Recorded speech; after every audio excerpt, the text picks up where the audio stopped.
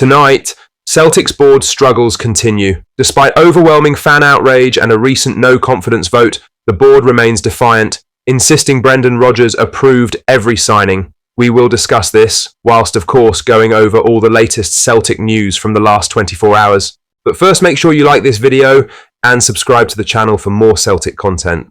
Peter Grant has cast doubt over Daizen Maeda's suitability as Celtic's lead striker, insisting the Japanese international does not possess the instincts of a natural finisher. Maeda finished last season with more than 30 goals in all competitions, a return that would normally silence critics. Yet his missed chances and style of play continue to divide opinion, particularly as Celtic look short of options up front following Idah's exit. Grant argued that while Maeda's work rate and contributions are invaluable, his movement and finishing lack the sharpness required to be classed as a true striker. He believes only Yamada, one of the club's recent signings, looks naturally suited to the role. Grant made clear that Celtic still face big questions over who can lead the line in Brendan Rodgers' system. He said, "I don't see Maeda as a striker. I know people will see it differently. He scored 30-odd goals last season. I understand that. I don't see him as a natural finisher for Celtic. He misses too many chances. I go back to it. 33 goals were phenomenal for him last season, and some of the goals were outstanding, but he isn't a natural striker. Movement, working off the shoulder, where to run, all these wee movements, I don't think he does that naturally. Out of the ones I have seen so far who play it naturally, I look at Yamada, and I think he plays the position naturally as a striker. Whether he is going to be good enough, we haven't seen enough minutes on the pitch to say that yet." Grant's comments highlight the uncertainty facing Rodgers after a summer that ended without the top-level striker reinforcements he had requested, with Kasper Dolberg and David Datro Fofana opting for moves elsewhere. Celtic must now rely on reshaping their existing options. Maeda's energy, pressing and versatility make him a vital figure in the squad, but his role as a central striker is still questioned. Supporters remain split on whether his relentless style outweighs his inconsistency in front of goal. The mention of Yamada as a more natural striker underlines the pressure on the Japanese forward to make an impression quickly. But as Grant points out, he has yet to be tested over significant minutes. For Celtic, the debate only reinforces the view that failing to secure another proven striker this summer may yet prove costly in both domestic and European campaigns.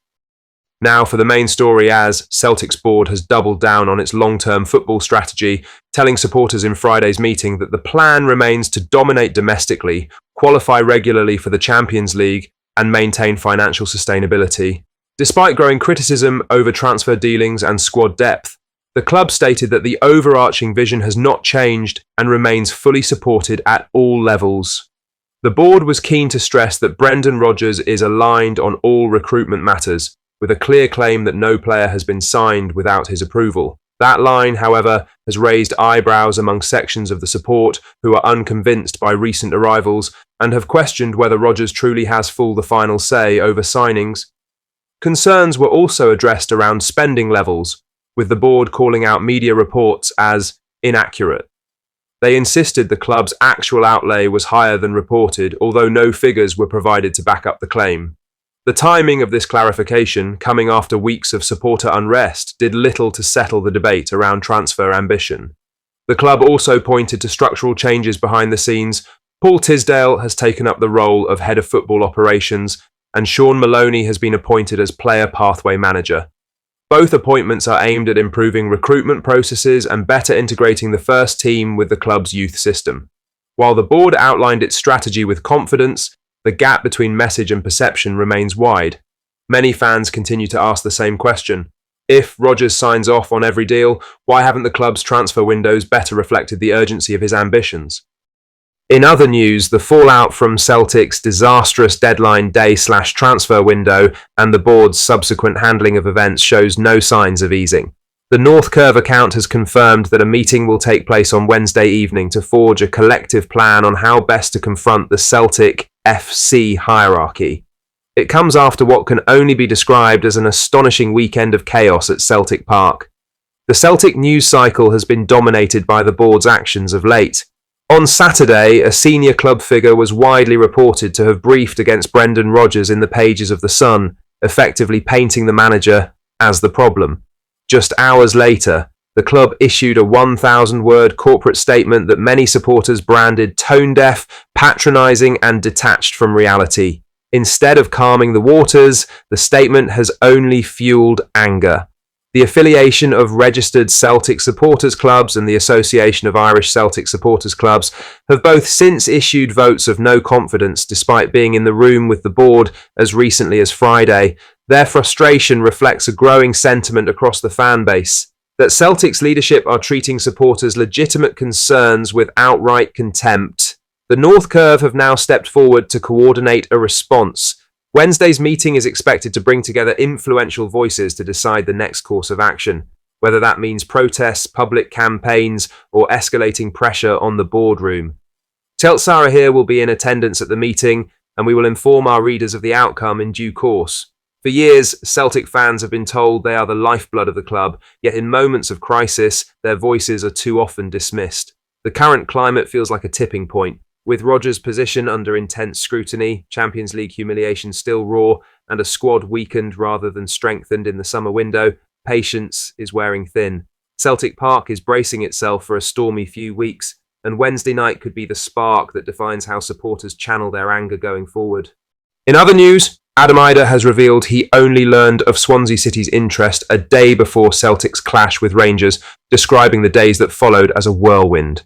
The Irish striker completed a £7 million switch to the Championship side on deadline day, ending his time in Glasgow after a spell that brought goals and silverware. His departure left Brendan Rodgers' side short of attacking options, with fans frustrated at the lack of a replacement. Speaking about the move, Idah admitted his first instinct was to remain at Celtic and fight for his place. But after talks with Swansea, he decided the opportunity offered a fresh start and a chance to play a key role in their project. He said, "It was crazy. I probably found out the day before that game, which was a bit of a crazy week, to be honest. It's going to be a fresh start for me. I've spoken with the staff there and the lads. I loved my time at Celtic. At first, I didn't want to leave Celtic. I wanted to go and fight for my spot. I wanted to do well there. But Swansea have a great project, and I know some of the staff there. What they think I can bring to the team is something I want to go and do. I spoke with the staff at Celtic, and it seemed right. I'm really looking forward to going to Swansea." Idah's comments highlight how quickly the situation developed, with the move materialising at the very end of the transfer window. The timing left Celtic in a difficult position, unable to replace him in time. Despite his departure, Idah stressed his affection for Celtic and made clear he valued the time spent at Parkhead. His 20 goals last season, many from the bench, were vital in securing trophies for Rodgers' side. For Swansea, his arrival is seen as a major coup, with the club eager to revitalise their attack. Idah will now look to bring his experience from Glasgow to the Championship. For Celtic, however, his exit remains part of a summer window that left fans questioning the board's ambition and the depth of the squad. What do you think of what we discussed in today's video? Let us know down in the comment section below. Make sure you've liked this video and subscribe to the channel for more Celtic content. Thank you, take care, goodbye.